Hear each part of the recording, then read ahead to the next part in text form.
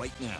Eyewitness Sports. It's that time of year again where the calendar keeps you booked and busy. You have to go Christmas shopping, wrap your gifts, go to holiday parties, and the high school sports schedule is jam-packed. Our schedule was full tonight, so let's take a look at some of the games that happened here in the Mohawk Valley. We had 3 boys basketball games that happened. First, Proctor was on the road at VVS, and they picked up a dub. CVA hosted Whitesboro, and New Hartford had a blackout game against Oneida that they won.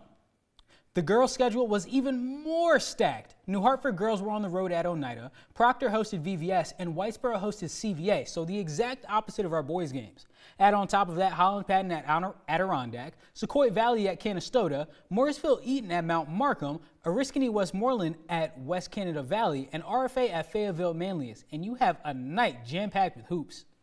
On the ice tonight, too, Whitesboro boys hockey was on the road at Ithaca, RFA hosted CNS, and Clinton was on the road at Ontario Bay, but they caught an L.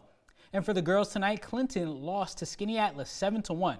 So obviously, I know I went through a ton right there, but don't worry, if you missed anything, you can keep up with all local updated scores by heading to our sports scoreboard on our website.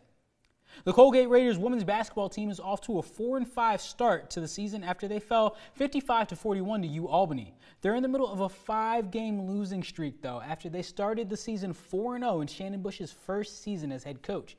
And their schedule doesn't get any easier moving forward.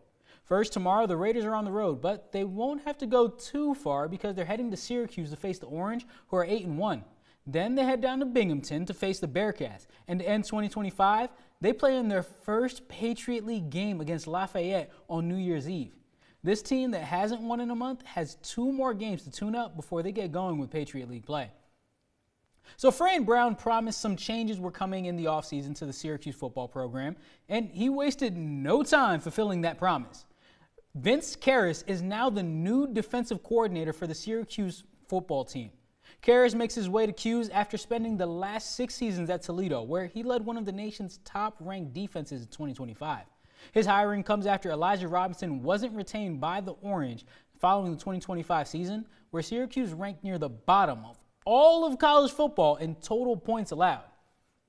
So it's no secret that the Bills have dealt with a ton of injuries this season, but they've continued to find ways to win games. Yesterday, when addressing the media, head coach Sean McDermott spoke on how encouraged he was by his team learning how to win games despite dealing with the injuries that they have. So give a listen.